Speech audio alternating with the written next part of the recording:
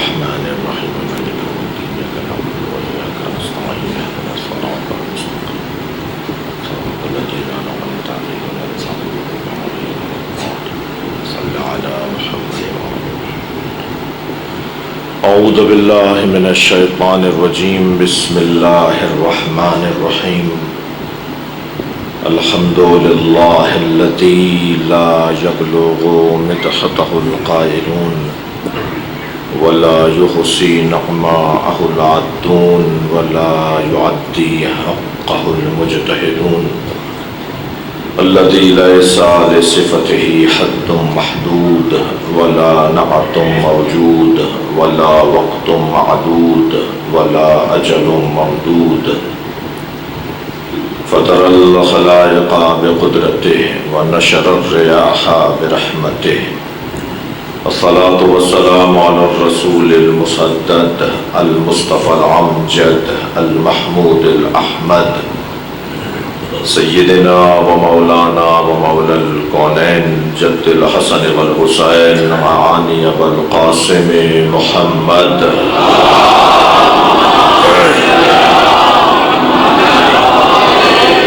وآله الطيبين الطاهرين المعصومين الذين قال الله إنما يريد الله ليذهب عنكم الرجس أهل البيت ويطهركم تطهيرا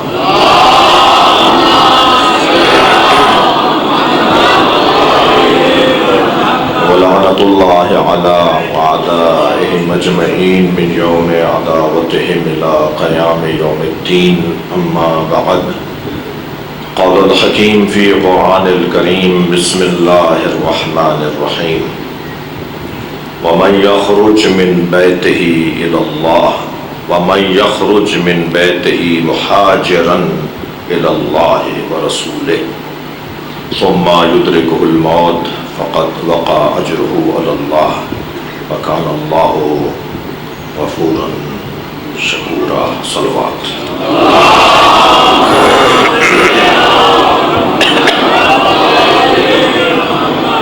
حاضرین مجلس، بانی مجلس، ذاکرین مجلس، جس نے جو حصہ ڈالا ہے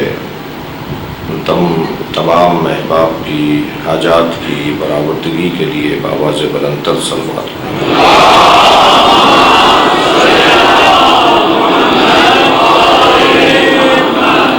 سورہ مبارکہ نساء ہے، آیت کا نشان 100 ہے۔ اللہ اپنے اس کلام میں مسافروں کو یاد کر رہا ہے۔ سفر محاورہ ہے، وسیلہ ظفر۔ بہت سے لوگ اپنے لیے سفر کرتے ہیں، کچھ لوگ ہمارے لیے سفر کرتے ہیں۔ جو اپنے لیے سفر کرتے ہیں ان کی قسمت بھی اچھی ہو جاتی ہے سفر کرنے سے، لیکن جو دوسروں کے لیے سفر کرتے ہوں، میں اردو میں مجلس پڑھ رہا ہوں، سفر مسافرت، مسافر کے خاندان کا لفظ، جو ہمارے لیے اور دوسروں کے لیے سفر کرتے ہوں ان کی زندگی اچھی ہو یا نہ ہو، مگر جن کے لیے وہ سفر کرتے ہیں ان کی زندگیاں تو اچھی ہو جاتی ہیں۔ کرم ہے ہم پر اس گھرانے کا، احسان ہے ہم پر اس گھرانے کا، ممنون کرم ہے ہم اہل بیت کے، مرید ہیں، موالی ہیں، عاشق ہیں، دیوانے ہیں ہم ان کے جنہوں نے ہماری خاطر سفر کیا۔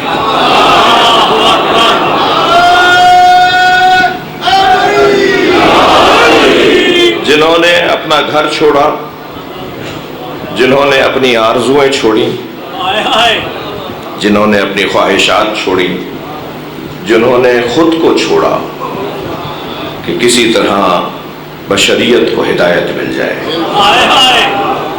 یہ تو خوشی بھی مناتے ہیں تو اس میں ہمارا خیال کرتے ہیں،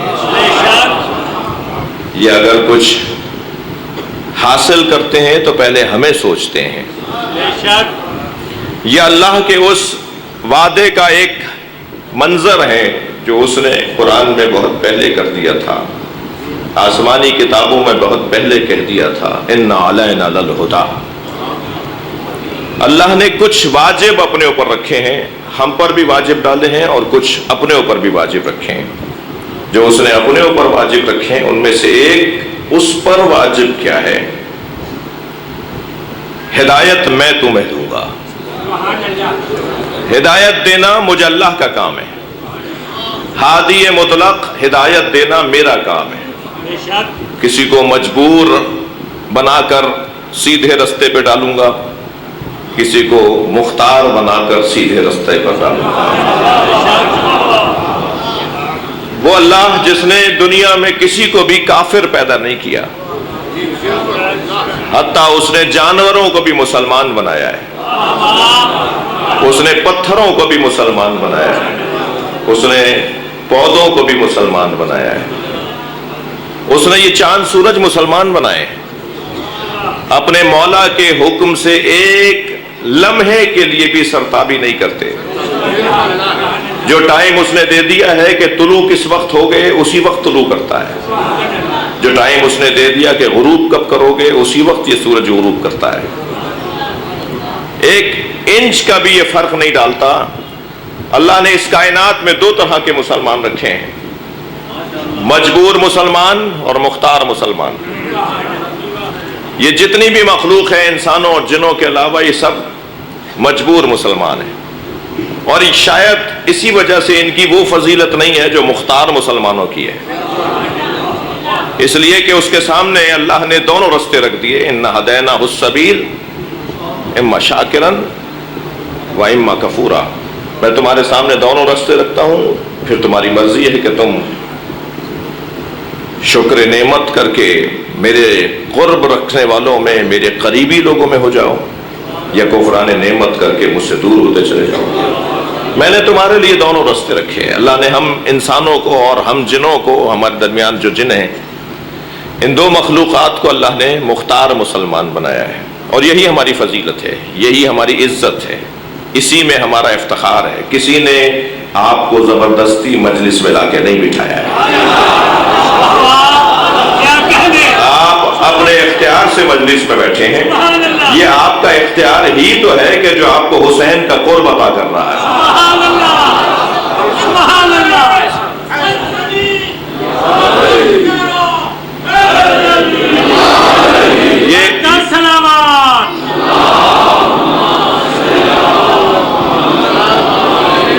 یہی عزت ہے، یہی افتخار ہے کہ اختیار سے کام انجام دیا جائے۔ کوئی زبردستی، کوئی دھوس، کوئی زور، کوئی ڈنڈا، کوئی پیسے کا استعمال، کوئی ظلم و زیادتی کے ذریعے سے نہیں، بلکہ اختیار کے ذریعے۔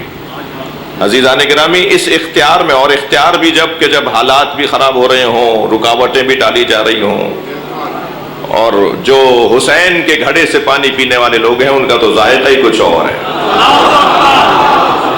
ہم جیسے جینا جانتے ہیں، ہم جیسے زندگی گزارنا جانتے ہیں، کوئی اور اگر ہم پہ غور کر لے تو شاید وہ ڈبل پی ایچ ڈی ہو جائے۔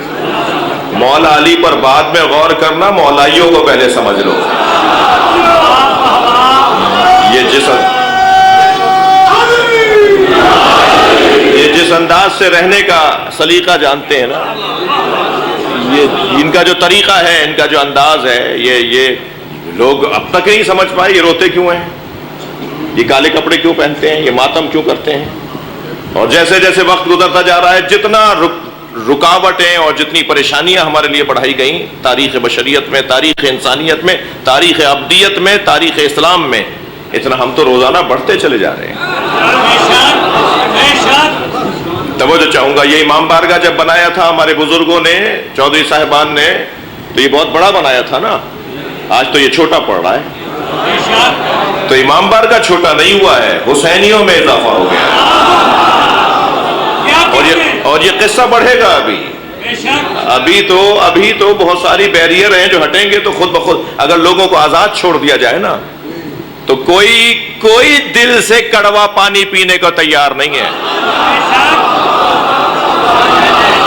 بھائی صلوات پڑھ لیں محمد و آل محمد۔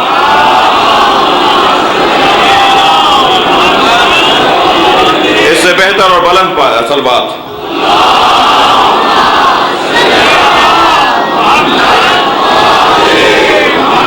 سب سے پہلے میں آپ کے ساتھ مل کر اس گھرانے کو سلام پیش کرتے ہیں کہ انہوں نے ہماری خاطر قربانیاں دی ہیں. انہوں نے ہمیں اچھا دیکھنا چاہا ہے، ہمیں ترقی یافتہ دیکھنا چاہا ہے، اور اچھائیوں میں ڈاکٹر انجینئر بنتا ہوا دیکھنا یہ بھی بہرحال ایک خوشی کی بات ہوتی ہے، مگر جو سب سے زیادہ خوشی اس گھرانے کو ہمارے حوالے سے ہوتی ہے، ہمیں اچھا انسان دیکھنا چاہتے ہیں. میں آیت اللہ خمینی کے درس میں تھا، وہ علماء سے خطاب کر رہے تھے، کوئی ایک بھی غیر عالم نہیں تھا، سارے علماء مبلغین تھے. ان سے خطاب کرتے ہوئے فرمانے لگے ڈاکٹر بننا آسان ہے، انجینئر بننا آسان ہے، پولیٹیشن سیاستدان بننا آسان ہے. اور پھر وہ انہوں نے چند نام لینے کے بعد ایک جملہ کہا، عالم مولوی عالم بننا آسان ہے، پھر کہا انسان بننا مشکل ہے. جی میری اور آپ کی قیمت کیا کریں کہ کسی طرح سے انسان بن جائے. انسانوں کی 4 قسمیں قرآن نے بیان کیے ہیں. اگر قرآن کا نام نہیں لوں تو لوگ کہیں گے یہ تبرہ پڑھ رہا تھا. قرآن نے اسی انسان کو کبھی جانور کہا ہے، قرآن نے اسی انسان کو کبھی پتھر کہا ہے، قرآن نے اسی انسان کو کبھی شیطان کہا ہے، اور قرآن نے اسی انسان کو کبھی خلیفۃ اللہ کہا ہے. ظاہری طور پر اس کی بھی 2 آنکھیں ہیں، اس کے بھی 2 پیر ہیں، اس کے بھی 2 ہاتھ ہیں، وہ بھی شادی بیاہ اور میل ملاپ اور بازار آنا جانا، کاروبار معاش نوکری کاروبار رزق روزی کے لیے نکلتا ہے. سب ایک جیسا ہی انداز اپناتے ہیں، مگر خبردار ایک جیسا نظر آنے والا ایک جیسا ہوتا نہیں ہے. میرے مولا علی کا دیا ہوا فارمولہ تو اتنا حسین ہے کہ اسے فریم کروا کے گھروں میں لگانا چاہیے. مولا علی فرماتے ہیں میتیں 2 طرح کی ہوتی ہیں، کچھ لیٹی بھی میتیں ہوتی ہیں، کچھ چلتی پھرتی میتیں. علی فرما رہے ہیں کہ جو بازار میں چلتا ہوا نظر آئے اسے زندہ نہ سمجھنا، جس کا ضمیر مر گیا ہو وہ زندہ کہاں ہے.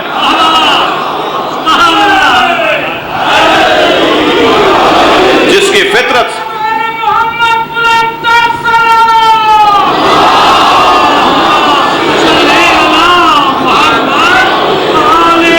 فطرت سالم نہ ہو وہ زندہ کہاں ہے، چلتی پھرتی میتیں ہیں. اگر کوئی شخص مر جائے تو فوراً اسے قبر کے حوالے کیا جاتا ہے نا، دفنایا جاتا ہے. کیوں دفنایا جاتا ہے؟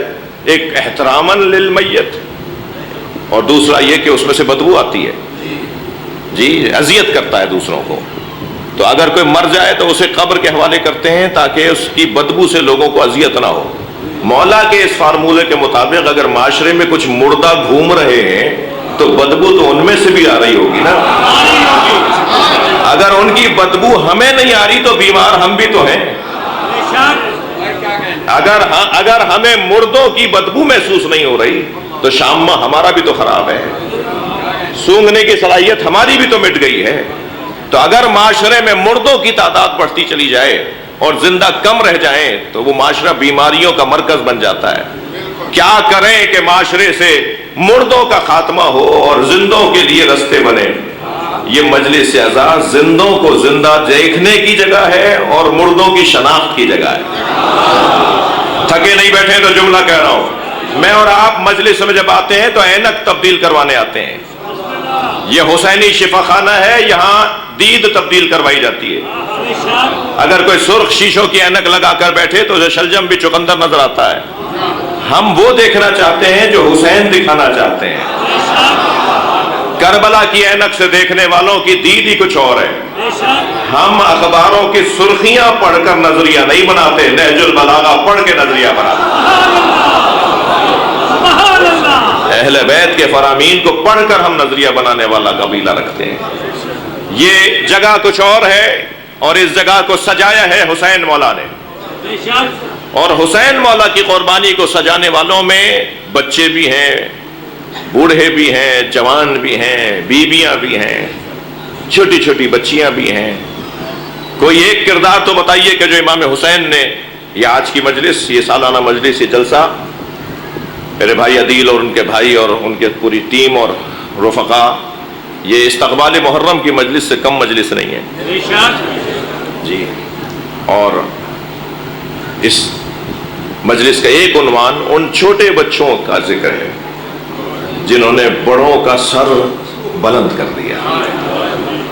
کبھی غور تو کریں جی کیا تربیت ہے اس گھرانے کی. گفتگو یہ ہے کہ ان کا ہم پر احسان ہے کہ کسی طرح ہمیں اچھا انسان بنائیں.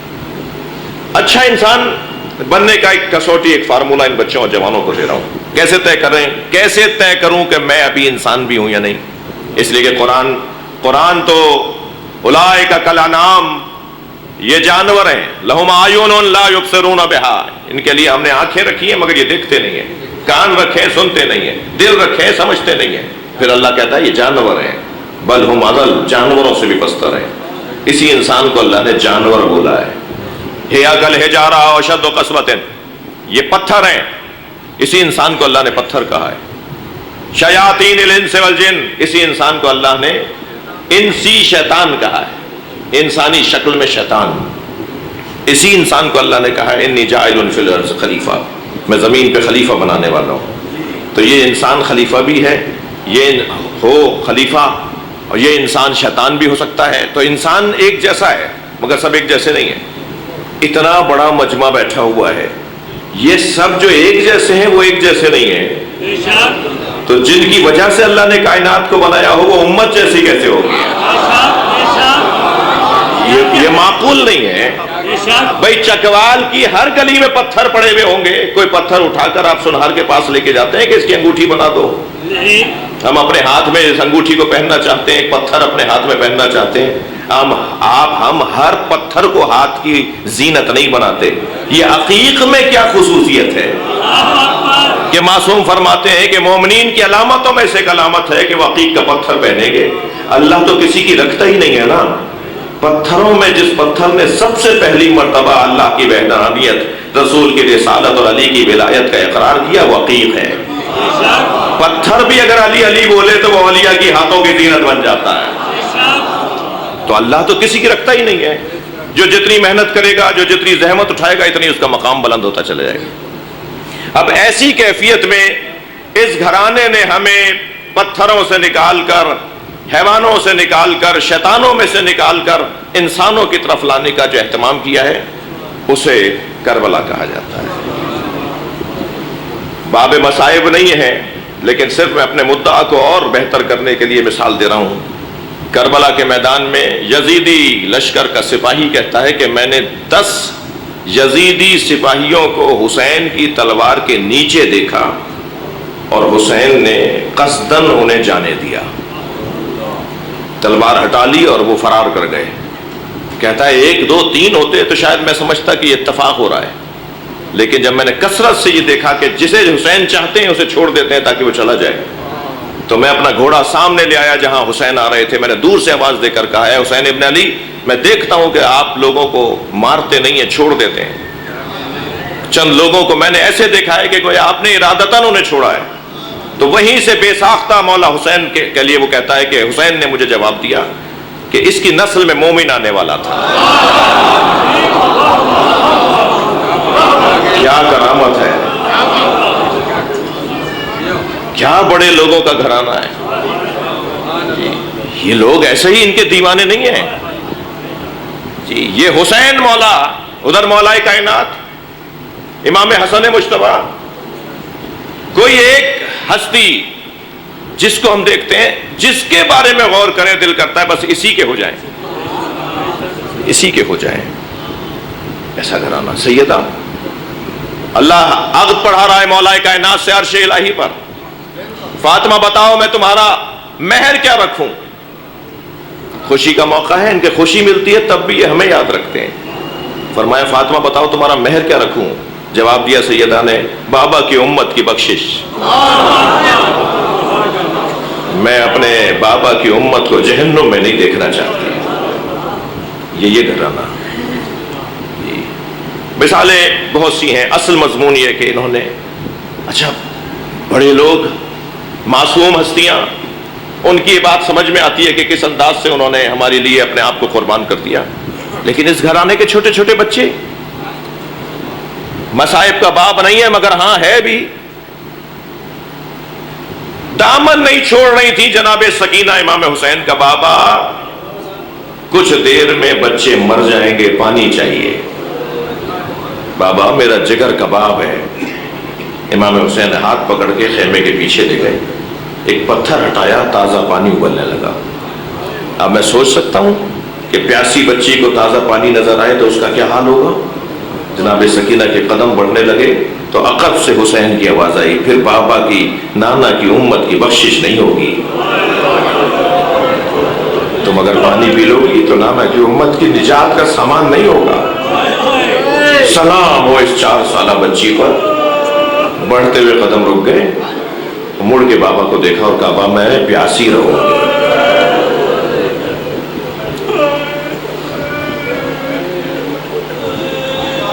اگر کوئی جھوٹی روایت بھی مل جاتی نا کہ اہل بیت کے کسی بچے نے بھی شکوہ کیا اور اپنے مولا حسین کے ہدف سے ہاتھ اٹھایا، تو اتنا اسے سجا کر پیش کرتی ہے دنیا، اتنا اسے بیان کرتی ہے دنیا۔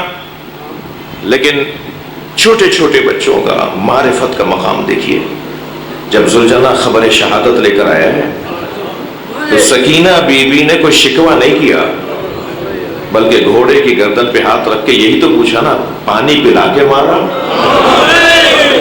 یہ میرے بابا کو پیاسا مار دیا۔ یہ تو حق ہے نا ایک بچی کا کہ وہ یہ جانے کہ میرے بابا کو مارا کیسے۔ معرفت کا مقام۔ جناب رباب تو سادات گھرانے سے نہیں تھی نا، جناب زہرا کی نسل نہیں ہے نا، نبی کی اولاد نہیں ہے نا۔ جناب ام لیلہ تو دوسرے خاندان کی ہے نا، بی بی ام فروہ تو دوسرے خاندان کی ہے نا۔ مگر ان بیویوں کا کردار دیکھیے۔ جب جناب قاسم کا لاشا آیا،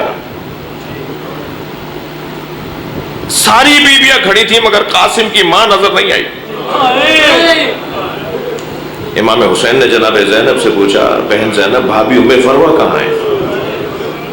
تو ایک بی بی کی آواز آئی، جب قاسم کی شہادت کی خبر آئی تھی تو ام فروہ پشت خیمہ پہ چلی گئی تھی۔ اب جا کے جناب زینب نے کیا دیکھا کہ جناب ام فروہ نے پیشانی سجدے میں رکھی ہوئی ہے اور ایک ہی ذکر دہرا رہی ہیں، شکرا شکرا، یا اللہ تیرا شکر ہے میری قربانی قبول ہو گئی۔ جیسے ہی سجدہ مکمل ہوا نا بی بی کا تو جناب زینب کی آواز آئی، بھابی آپ کو حسین بلا رہے ہیں۔ وہاں پہنچ کر لاشے کو دیکھ کر کوئی شکوہ نہیں کیا، بلکہ امام حسین سے کہا آپ اپنا سینہ، اپنا سر اونچا کر کے کھڑے ہو، اللہ نے آپ کو کیسا بھتیجا دیا ہے۔ اور کہا بس مجھے قاسم کا خون بھرا کرتا چاہیے، مجھے آپ سے کچھ اور نہیں چاہیے۔ امام حسین نے بھی نہیں پوچھا کہ بھابی اس کرتے کا کیا کریں گی، فوراً ہی وہ خون بھرا تار تار چاک چاک کرتا جناب ام فروہ کو دے دیا۔ بی بی اسے خیمے میں لے کر اپنے خیمے میں لے گئی اور رکھ دیا۔ عصر عاشور خیمے لوٹے کہ قافلہ عاشور کے بعد اسیر ہوا، کوفہ شام گیا، زندان میں رہا، زندان سے اسیری سے رہائی ملی، اور جب یہ اسیری سے رہائی پا کر جانے لگے تو ہر بیوی نے اپنی اپنی گٹھڑی اٹھائی ہوئی تھی۔ جناب ام فروہ نے اپنی گٹھڑی سینے سے لگائی ہوئی تھی۔ یہ قافلہ شام سے کربلا، کربلا سے مدینہ آیا تو بار بار کہنے لگی میرا اونٹ جنت البقیع لے جاؤ۔ اور جب جنت البقیع پہنچی نا تو قبر امام حسن کے برابر میں بیٹھ کے گٹھڑی کھولی، کرتا نکالا، خون بھرا کرتا امام حسن کی قبر پہ پھیلا دیا، اور بس ایک ہی جملہ کہا، آپ کے بچے نے وفاداری کا حق ادا کر دیا۔ کیا بیبیاں ہیں، کیا حوصلہ ہے اس گھرانے کا۔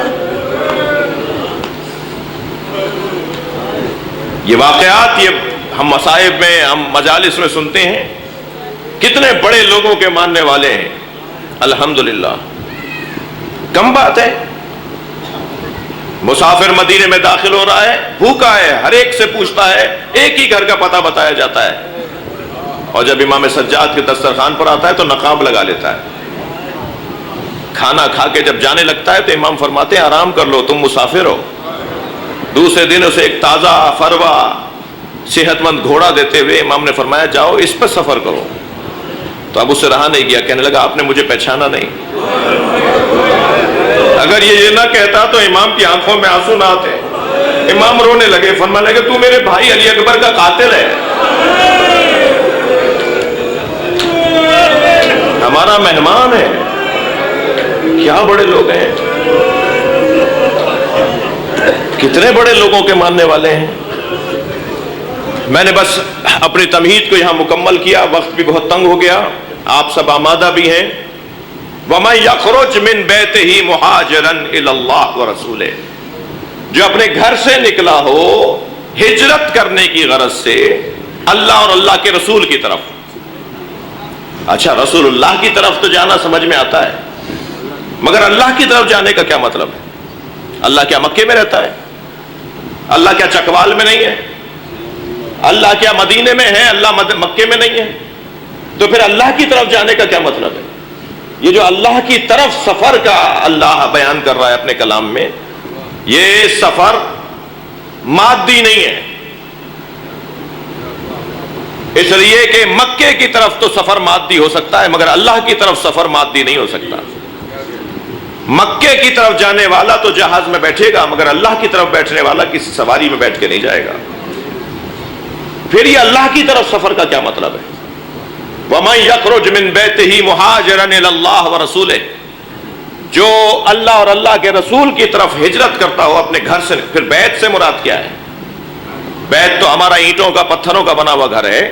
اس گھر سے نکلنے والا اللہ اور اللہ کے رسول کی طرف جا رہا ہے. تو رسول کی طرف جانا اور اللہ کی طرف جانا ایک اعتبار سے ایک جیسا نہیں ہے.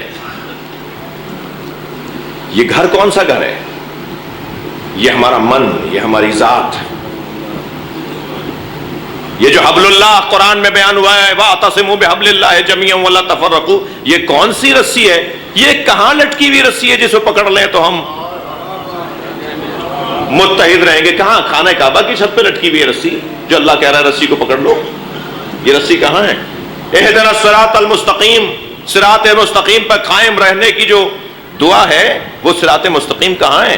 اسلام آباد سے کراچی جا رہی ہے، مکے سے مدینے آ رہی ہے، نجف سے کربلا جا رہی ہے. وہ کون سا رستہ ہے جس پہ چلنے اور رہنے کا حکم ہے؟ وہ رستہ ہے کہاں؟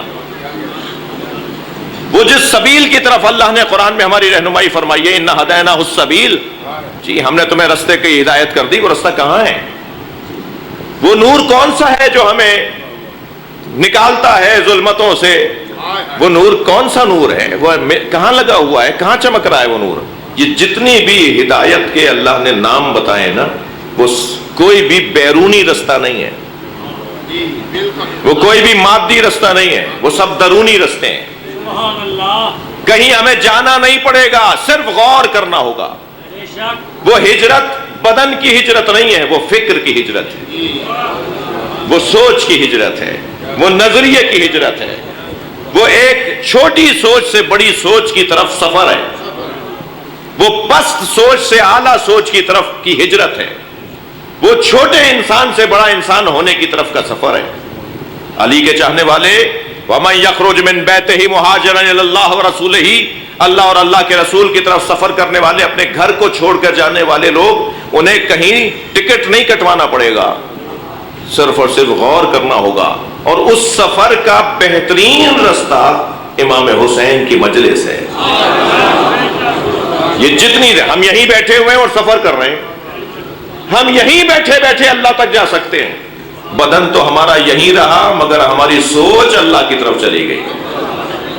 یہ جو ہجرت ہے نا، فکری ہجرت، یہ جو ذہنی ہجرت ہے، یہ جو عقیدے کی ہجرت ہے، چھوٹے خیال سے بڑے خیال کی طرف سفر ہے. میری قسمت بہت اچھی ہے کہ مجلس میں اکثریت جوانوں کی ہے. میں ان بچوں جوانوں سے کہوں گا، خبردار، چھوٹی سوچ رکھنے والا علی والا نہیں ہوتا. تھوڑا سا سہارا دیجیے گا، میں کوئی ایک پیغام دینا چاہ رہا ہوں. یہ بات میری تکراری ہے، مجھے معاف کریں گے. تین لوگوں کو تو یا علی مدد کہنے سے پہلے 6 دفعہ سوچنا چاہیے. 3 لوگوں کو یا علی مدد کہنے سے پہلے 6 دفعہ اپنے اوپر غور کرنا چاہیے کہ بولوں بھی یا نہیں بولوں. سب سے پہلا انسان جسے یا علی مدد کہنے سے پہلے، مولا علی سے محبت کا اظہار کرنے سے پہلے اپنا محاسبہ کرنا چاہیے، وہ ہے کنجوس. کنجوس کا علی سے کوئی تعلق نہیں ہے. جی، کالر پھٹا ہوا ہے، بٹن ٹوٹے ہوئے ہیں، پائچا پھٹا ہوا ہے، کالر ادڑا ہوا ہے. جی، چپلیں 2 طرح کی پہنی ہوئی ہیں. کون ہے؟ چکوال میں ان کی 10 دکانیں. جو اپنے اوپر پیسہ نہیں لگاتا وہ امام بارگاہ میں کیا لگائے گا؟ مسجد میں کیا لگائے گا، وہ امام بارگاہ میں کیا لگائے گا، وہ مدرسے میں کیوں لگائے گا؟ جس سے پیسہ نہیں نکلتا کسی اور کی خاطر، وہ علی والا ہو بھی نہیں سکتا۔ علی کا نام ہی سخاوت آور ہے۔ یہاں مولا علی کا نام لیا، وہاں دل دریا ہونے لگتا ہے۔ ایک وہ بندہ جسے 6 دفعہ سوچنا چاہیے مولا کا نام لیتے ہوئے، وہ ہے بزدل۔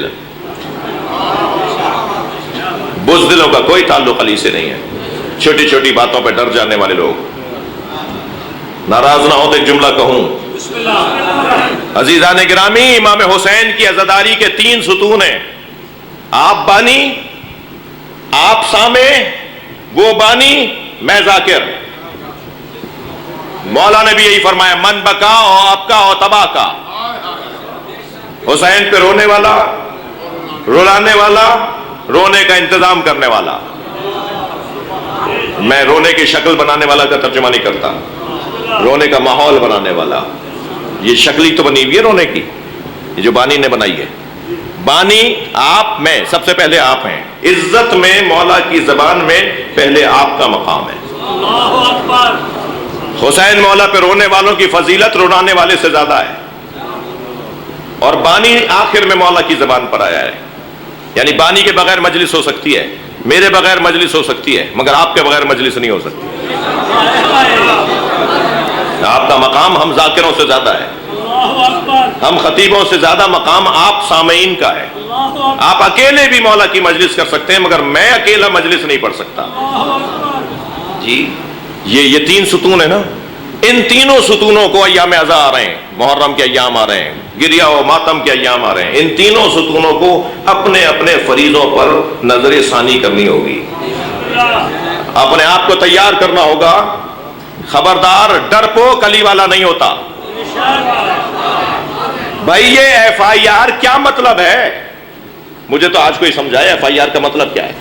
یہی ہے نا کہ آپ سے کچھ لوگ ناراض ہوئے اور آپ کی شکایت کسی ادارے میں کر دی، کوئی بات نہیں، عدالت میں جائیں گے، جج کے سامنے اپنا مقدمہ رکھیں گے، اس مسئلے سے باہر آ جائیں گے۔ یہ ایف آئی آر کو اپنے اوپر چڑھایا ہوا کیوں ہے؟ یہ ایف آئی آر کی بنیاد پر مجلسیں متاثر کیسے ہو سکتی ہیں؟ یہ ایف آئی آروں کی بنیاد پر ذاکرین پر پابندی کیسے لگ سکتی ہے؟ بھئی یہی ہوگا نا، ایف آئی آر کٹے گی۔ الحمدللہ میں تو بار بار کہہ رہا ہوں، خود آزما چکا ہوں، تجربہ کر چکا ہوں، مزید تیار ہوں تجربے کے لیے۔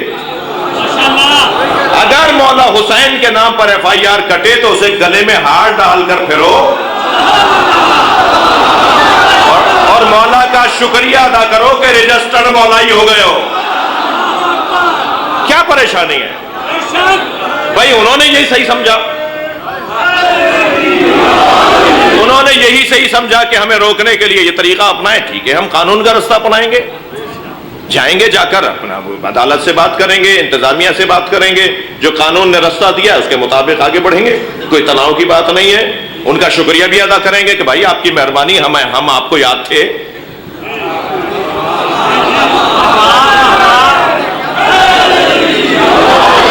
میں تو بہت ہی آرام سے،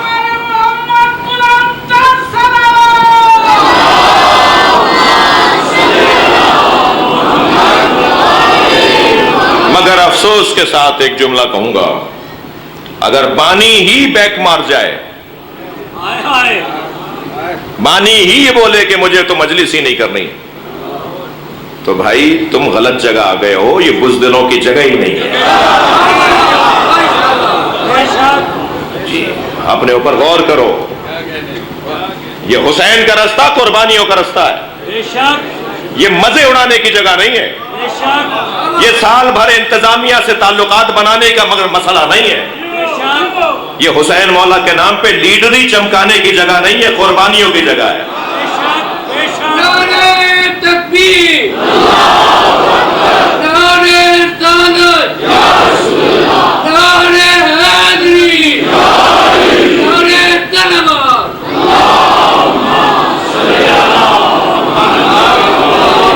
اس سے بہتر اور بلند صلوات۔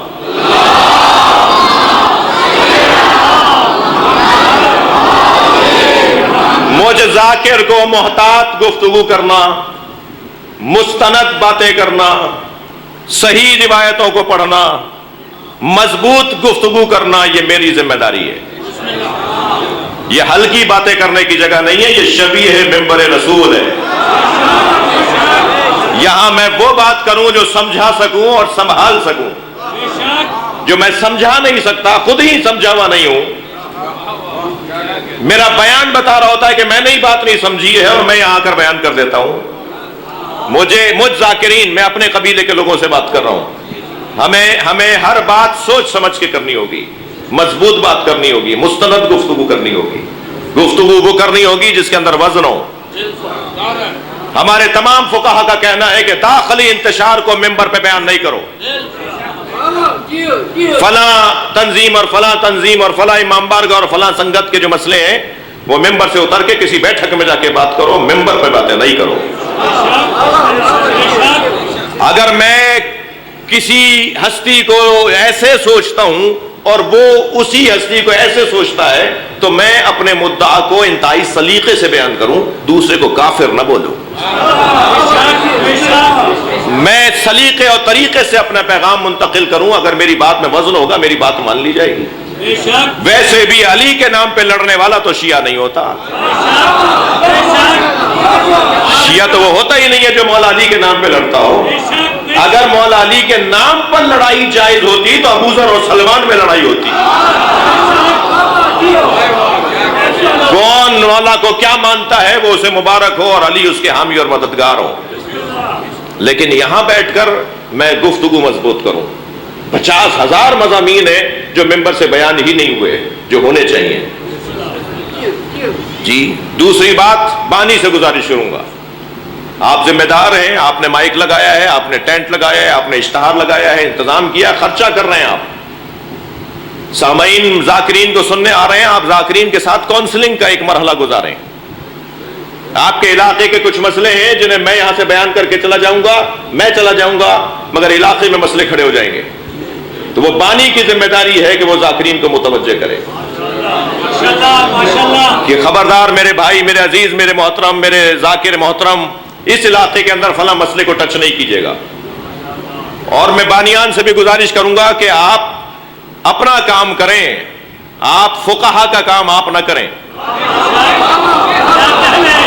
آپ جو ذاکرین اور خطبہ اور بیان کرنے والوں کے کان میں آ کے پھونکتے ہیں نا کہ یہ بول دیجئے گا، اور وہ بھی کیونکہ آپ سے ان کو کوئی مطلب ہے، خدا نخواستہ اگر مطلب ہو تو وہ بھی آپ کے کہنے پہ کچھ نہ کچھ بول دیتے ہیں اور پھر بعد میں مسئلے کھڑے ہو جاتے ہیں۔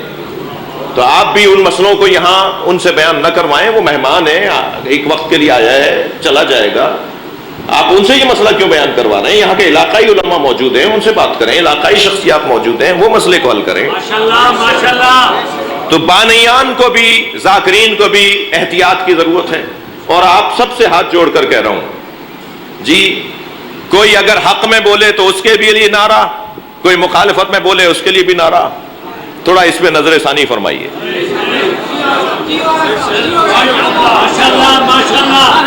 ایک اس کے خلاف بول رہا ہے وہ بھی اچھا، اور جو اس کے حق میں بول رہا ہے وہ بھی اچھا، اس پہ ذرا نظر ثانی فرمائیے۔ معاشرے کے، علاقے کے جو ذمہ داران ہوتے ہیں مجلس کے اندر، وہ مجلس کا تقدس تو پامال نہ کریں، مگر مجلس کے بعد مجھے روک لیں، مولانا یہ آپ نے صحیح نہیں بولا، اور مجھے بھی حوصلے سے بات کو سننا چاہیے اگر طریقہ آپ کا اچھا ہوگا تو۔ مولا کی مجلس کا تقدس پامال نہیں ہونا چاہیے۔ میری کوئی بات اگر ناگوار بھی گزرے تو مجمع میں کھڑے ہو کر ٹوکنے کی ضرورت نہیں ہے۔ ہر کام میں سلیقہ ہے، کھانا کھانے میں تو سلیقہ ہے، فلاں ڈش کھانے کے لیے تو سلیقہ مندی ہے کہ یہ بھی ملا لو اور وہ بھی منگا لو، اور جب معاشرے کی اصلاح کی بات آتی ہے تو گھونڈا پن، پرچی بھیج دیجئے، کوئی پیغام بھیج دیجئے طریقے سے۔ پاکستان ہمارے بڑوں نے بنایا تھا، ہمیں بچانا ہے۔ میں سنی شیعہ مجمع سے مخاطب ہوں، پاکستان کو سنی نے سوچا تھا، شیعہ نے بنایا تھا۔ علامہ اقبال سنی، قائد اعظم شیعہ، دونوں نے مل کر بنایا تھا۔ پاکستان سنی شیعہ دونوں کا ہے، ہمیں کسی طور پہ سنیوں کی دل آزاری نہیں کرنی۔ کیا وہی مضمون رہ گئے جس میں سنی بھائی کو برا لگے؟ 85 مضمون ہیں جس میں سنی کو بھی اچھا لگے، شیعہ کو بھی اچھا لگے۔ ان 85 مضمون میں سب سے بڑا مضمون علی مولا کی ولایت ہے۔ جتنے فضائل مولا علی کے پڑھ سکتے ہیں ہمیں پڑھنے چاہیے۔ یہ گھرانہ ہمیں سوچ کی ہجرت کرواتا ہے۔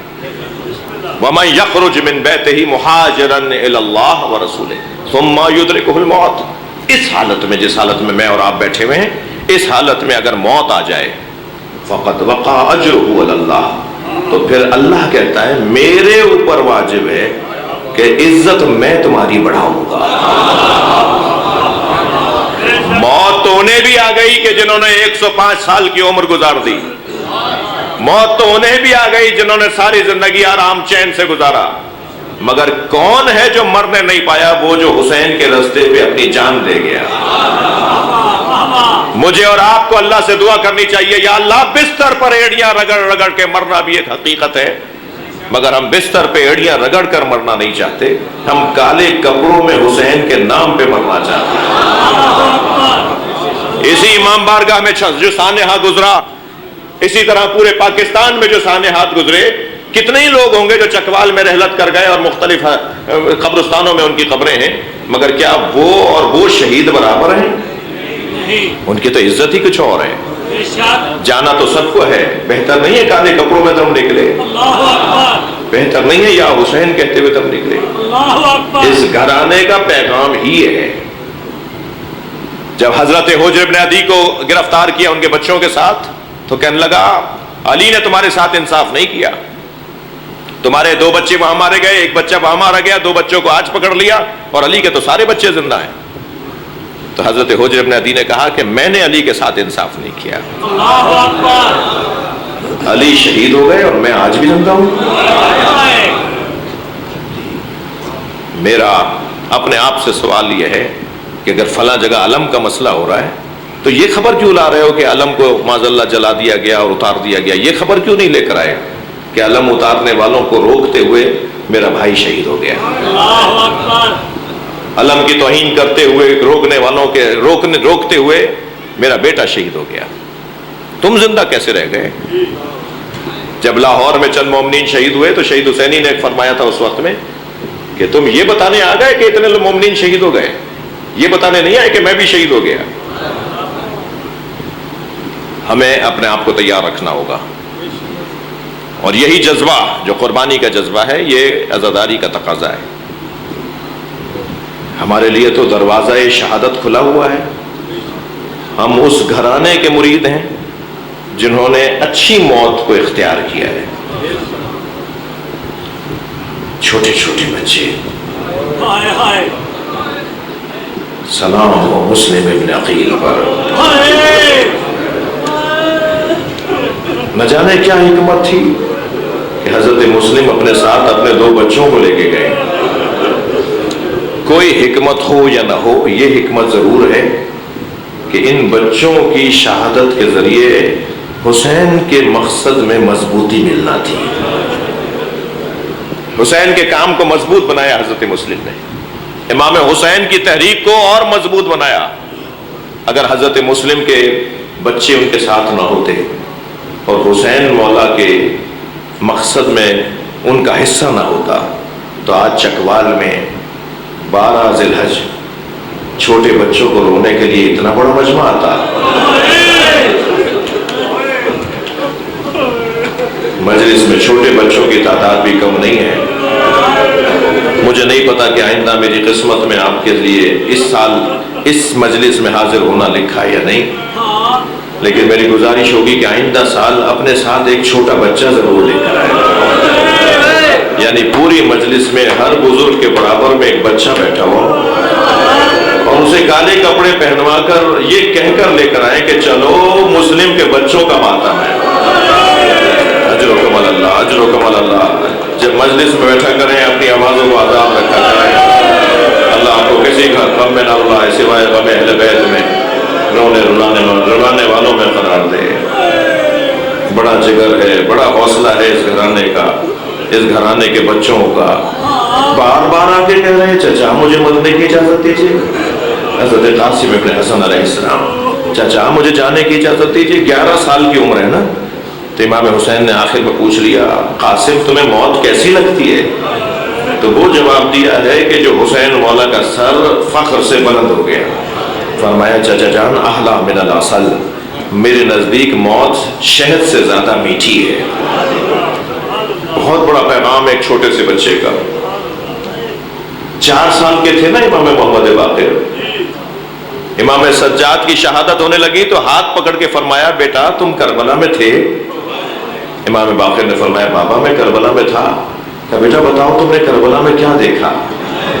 اب امام سجاد کو زہر مل چکا ہے، شہادت قریب ہے، کچھ ہی دیر کے بعد امام اس زمین کو چھوڑ دیں گے کہ ایک مرتبہ امام باقر نے بیان کرنا شروع کیا، بابا میں نے دیکھا دادا حسین علی اکبر کا لاشا لے کر آئے، بابا میں نے دیکھا دادا حسین عباس کا علم لے کر آئے، بابا میں نے دیکھا دادا حسین علی اصغر کا لاشا لے کر آئے۔ ایک ایک مصائب کا بیان امام باقر بیان کر رہے ہیں کہ ایک مرتبہ ایک جملے پہ امام سجاد کی چیخ بلند ہوئی، اور وہ جملہ یہ تھا کہ بابا میں نے دیکھا دادی زینب کے سر سے چادر اتارے گا۔ اجرکم اللہ، اجرکم اللہ۔ کربلا میں سکینہ جیسی بی بی، امام محمد باقر جیسے کم سن امام، اور اسی کربلا کے میدان میں اون و محمد جیسے بچے۔ سلام ان ماؤں کو ہو جنہوں نے اپنے بچوں کے لاشیں دیکھے۔ مجلس میں خواتین بھی بیٹھی ہیں، مائیں بیٹھی ہیں، بچوں کی مائیں، چھوٹے بچوں کی مائیں۔ 9 بیویاں تو کربلا میں ایسی ہیں جن کے بچے قربان ہوئے ہیں، مگر ان میں ایک بیوی ایسی ہے جنہوں نے اپنے بچوں کے لاشیں نہیں دیکھے۔ روزانہ جنت البقیع جاتی ہیں، اپنی انگشت شہادت سے 4 قبروں کے نشان بناتی ہیں، اور پھر مرثیہ پڑھتی ہیں مجھے ام المنین نہ کہا کرو۔ ام المنین تو بیٹوں کی ماں کو کہا جاتا ہے، وہ میرے بیٹے کہاں ہیں جن کی میں ماں ہوں؟ اجرکم اللہ، اجرکم اللہ۔ ان شیر دل ماؤں میں ایک ماں جناب زینب، جب اون محمد کے کٹے ہوئے سر نظر آتے تھے نا اپنا چہرہ موڑ لیتی تھی، اس لیے کہ اگر زینب کی آنکھوں میں ام لیلا نے آنسو دیکھ لیے تو بی بی کے لیے سہارا کون بنے گا؟ ام فروہ نے اگر زینب کی آنکھوں میں آنسو دیکھ لیے تو ان کے لیے سہارا کون بنے گا؟ جناب زینب اپنا چہرہ موڑ لیتی تھی، مگر میں آپ سے سوال کروں جناب زینب کے سینے میں ماں کا کلیجہ تھا، کب تک برداشت کرتی؟ آخر جب مدینہ پہنچی 2 خالی بستر بچھے ہوئے دیکھے، کربلا سے لوٹی ہیں، اپنے گھر میں آئی ہیں، 2 خالی بستر بچھے ہوئے دیکھے تو اپنے صحن میں بیٹھ کر اتنی بلند آواز سے گریہ کیا کہ سارے محلے میں گریہ بپا تھا۔ حضرت عبداللہ ابن جعفر برابر میں آکے بیٹھے اور کہا بی بی تم کسی اور کے گھر آئی ہو؟ تو عبداللہ میں تمہاری زوجہ ہوں۔ اجرکم اللہ، اجرکم اللہ، خدا کسی غم میں نہ رلائے۔ عزادارو ان بچوں کا تذکرہ ہے کہ جن بچوں کی ماں بھی ان کے پاس نہیں ہے، ماموں بھی ان کے پاس نہیں ہے، اور بابا جو ساتھ لائے تھے وہ بھی گم ہو گئے۔ مجھے نہیں پتا میری بات منتقل ہو رہی ہے یا نہیں۔ جب بڑا مجمع کوئی ہوتا ہے نا، ہم بھی چھوٹے تھے جلوس میں جاتے تھے، اگر ہاتھ چھوڑ جاتا تھا ابا سے، بھائی بڑے سے، دادا کا ہاتھ چھوڑ جاتا تھا، اور مجمع میں اگر ہمارا بڑا ہم سے چھوڑ جاتا تھا تو ہم اپنے مجمع میں ہی سوچتے تھے کہ کہیں گم تو نہیں ہو گئے، جبکہ یہ پتا ہوتا تھا کہ یہ بھی ماتمی ہے، وہ بھی عزادار ہے، وہ بھی مولا کا علم اٹھائے ہوئے ہے، مگر اس کے باوجود لگتا تھا جیسے گم ہو گئے ہو۔ لیکن ان ابراہیم اور محمد کو سلام کیجئے جو کوفے میں گم ہو گئے ہیں، بابا کو مارا جا چکا ہے، اور کوئی نہیں ہے جو ہمدردی کرنے والا ہو۔ اگر کوئی قریب بھی آ رہا ہے تو کبھی تماچا مارتا ہے، کبھی بالوں سے ہاتھ پکڑ کر سر پہ بالوں سے ہاتھ پکڑ کر کھینچتا ہے، کبھی تازیانہ مارتا ہے۔ یہ چھوٹے چھوٹے بچے، ایک کا نام محمد ہے، ایک کا نام ابراہیم ہے۔ میں محترم مجمع سے ہاتھ جوڑ کے کہوں گا بہت دور نہیں ہے آپ لاہور سے، سال میں 1 مرتبہ ضرور ان بچوں کی ماں کو سلام کرنے جایا کریں۔ ہم پاکستان والوں کے لیے بڑا اعزاز ہے کہ لاہور میں حضرت مسلم کی زوجہ کا مزار ہے۔ مولا علی کی بیٹی کا مزار ہے. انہی چھوٹے چھوٹے بچوں کی ماں لاہور میں سو رہی ہے. 5 سال پہلے حرم امام رضا کی انتظامیہ نے، آستانہ قدس رضویہ نے، تحقیقاتی شعبے نے 2 صفحوں کی رپورٹ لکھی ہے، تصدیق کی ہے کہ لاہور میں جو بی بی پاک دامن ہے یہ حضرت علی کی بیٹی ہیں، یہ حضرت مسلم کی زوجہ ہیں، یہ انہی 2 شہزادوں کی ماں ہیں جو کوفے میں گم ہو گئے تھے. جی ہمارے لیے بہت بڑا مقام ہے، بڑا سوال ہے. میں گزارش کروں گا مجمع سے، جایا کریں، حاجت مانگا کریں جا کر. علی کی بیٹی پاکستان میں رہتی ہے، زینب کی بہن پاکستان میں، حسین کی اسیر بہن ہمارے ہی وطن کے اندر ہے. جا کر انہیں سلام ضرور کیا کریں. سلام ہو اس بی بی رقیہ پر. جب کوفے سے گزری ہے نا تو کوفے کے چوک پہ مسلم کا لاشا لٹکا ہوا تھا. جب اونٹ قریب سے گزرنے لگا تو ایک ہی آواز دے کر کہا تھا، اے میرے والد تمہارا لاشا تو دیکھ لیا. جو رونے آئے ہیں سنیں گے کہ لاشا کیسا تھا. جب حضرت مسلم کا سر قلم کر دیا گیا، لاشا زمین پر پھینک دیا گیا، تو کوفے کے شریر بچوں کے ہاتھوں میں پتھر دے دیے تھے اور کہا تھا جتنا ہو سکے اس لاشے کو پتھر مارو. وہ زخمی لاشا کوفے کے چوراہے پہ لٹکا ہوا تھا. تو ایک ہی آواز دے کر کہتی، مسلم تمہارا لاشا تو نظر آ گیا، میرے بچوں کا پتہ بتاؤ. میرا محمد کہاں چلا گیا، میرا ابراہیم کہاں چلا گیا. اجرکم اللہ، اجرکم اللہ، مجھے جلدی نہیں ہے، 2-3 منزلیں مجھے لینے دیجئے. سلام ہو حسین کے سفیر مسلم پر. جب حضرت مسلم ابن عقیل کو گرفتار کر کے عبید اللہ ابن زیاد کے دربار میں لائے نا، تو ہاتھ پیر باندھے ہوئے تھے، کھڑا کیا حضرت مسلم کو عبید اللہ کے سامنے. تو ایک کرسی پہ بیٹھے ہوئے شخص نے آواز دے کر کہا، مسلم تم نے امیر کو سلام نہیں کیا. تو حضرت مسلم نے اس حالت میں بھی امام حسین کو یاد کیا اور آواز دے کر کہا، ما لی الامیر سوى الحسین، حسین کے علاوہ میرا کوئی امیر ہی نہیں ہے. عبید اللہ نے کہا، میں تمہیں کچھ دیر کے بعد مار دوں گا، کوئی وصیت ہو تو کرو. کہ میری 3 وصیتیں ہیں. میں نے قرضہ لیا تھا، میری زرہ بیچ کر فلاں کو دے دیا جائے. دوسرا میرا پیغام یہ ہے کہ اگر اس مجمع میں کوئی باضمیر بیٹھا ہوا ہے تو جا کر حسین کو سلام کرے اور جا کے کہے کوفہ آنے کی جگہ نہیں ہے. اور تیسرا میرا پیغام یہ ہے کہ مجھے پیاس لگی ہے، کوئی ہے جو پانی پلائے. تو عبید اللہ نے اشارہ کیا، ایک شخص سرائی میں سے کٹورا بھر کے لایا. جب حضرت مسلم نے اپنے دہن سے لگایا تو کیونکہ ہونٹ سے خون نکل رہا تھا، ایک قطرہ خون کا کٹورے میں گرا. وہ کٹورا واپس کرتے فرمایا اور لا دو. دوسرا کٹورا آیا، پھر اس میں خون کا قطرہ گرا. پھر تیسرا کٹورا آیا اور تیسرا کٹورا لوٹاتے ہوئے فرمایا، میرے مولا حسین مجھے پیاسا شہید دیکھنا چاہتا. لے گئے دارالعمارہ کی چھت پہ، حضرت مسلم کے سر کو قلم کرنا چاہتے ہیں. بزرگوں نے یہ مصائب پڑھے ہیں کہ ایک مرتبہ حضرت مسلم نے کوفے سے مکے کی طرف رخ کیا اور کہا، السلام علیکم یا ابا عبداللہ. حسین مولا نے اپنی کرسی چھوڑ دی، باہر آئے، اس جانب سے کوفے کی طرف رخ کیا اور آواز دی، علیک السلام یا اخی مسلم. کچھ فاصلے پر حضرت عباس کھڑے تھے، قریب آئے، مولا کیا میرا بھائی آ گیا؟ فرمایا، عباس ہمارے بھائی کو کوفے میں غربت میں مارا جا رہا ہے. فرمایا، مولا جب وہاں سے سلام یہاں سے جواب جا سکتا ہے تو آپ مجھے بھی کوفہ پہنچا سکتے ہیں. میرا بھائی اکیلا ہے، مجھے کوفہ پہنچا دیجئے. فرمایا، عباس ذرا اس جانب دیکھو. فضا میں ایک منظر نظر آیا. کیا دیکھا؟ دارالعمارہ کی چھت سے سر قلم کر کے بدن کو زمین پر پھینکا جا رہا ہے. عباس نے انگڑائی لینا شروع کی، زرہ کھل کر گرنے لگی. فرمایا، مولا مجھے کوفہ پہ بھیج دیجئے، میرا بھائی اکیلا ہے. فرمایا، ذرا دارالعمارہ کے نیچے دیکھو تمہیں کچھ نظر آ رہا ہے؟ کیا دیکھا؟ کالے برقعے میں ایک بی بی ہے جو اپنے ہاتھ پھیلائے کھڑی ہے. حسین کی دکھیا ماں زہرا، اجرکم اللہ، اجرکم اللہ. مسلم شہید ہو گئے. مسلم کے 2 پیارے پیارے بچے حارث نے گرفتار کر کے نہر کے کنارے لا کے کھڑا کیا. تلوار نکال کے بچوں کو مارنا چاہتا ہے. قربان جائیں اس گھر کے اخلاقیات پر. چھوٹے بھائی نے بڑھ کر کہا، ابراہیم نام چھوٹے کا ہے، محمد بڑا بھائی ہے۔ ابراہیم نے کہا پہلے میرا گلا کاٹو، وہ میرا بڑا بھائی ہے۔ جب وہ ابراہیم کی طرف بڑھا تو ابراہیم کہنے لگے، محمد کہنے لگے پہلے میرا گلا کاٹو، وہ میرا چھوٹا بھائی ہے۔ دونوں بھائی چاہتے ہیں کہ پہلے انہیں شہید کر دیا جائے۔ کہا آخری بات کرو، میں تم دونوں کو قتل کرنے والا ہوں۔ کہنے لگے آخری بات یہ ہے میں 2 رکعت نماز پڑھنے دو۔